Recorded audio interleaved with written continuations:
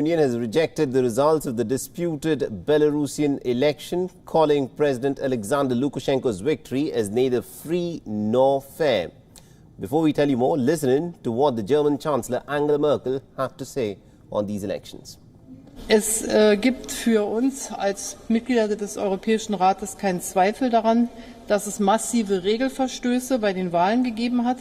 Die Wahlen waren weder fair noch frei und deshalb kann man die Ergebnisse dieser Wahlen auch nicht anerkennen.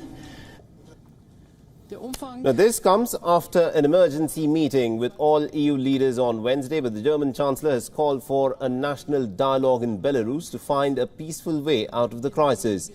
The EU has been working on a new round of sanctions against Belarus, targeting those involved in an allegedly fixing of the 9th of August vote. The bloc has also said that the violence is unacceptable and those responsible for it will have to face sanctions.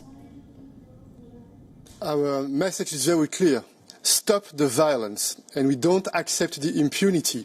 We don't tolerate the impunity, and that's why we took this very important decision. It's our intention to decide sanctions, targeted sanctions, in order to target the individuals, authorities involved in the process of violence or in the falsification of the elections. And we will continue in the next hours, also in the next days, to follow closely the situation. We don't accept the violence.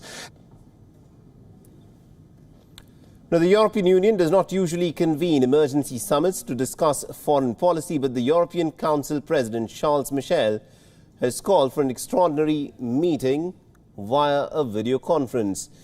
The Belarusian President Alexander Lukashenko denounced these sanctions, asking Western nations to concentrate and focus on their own problems.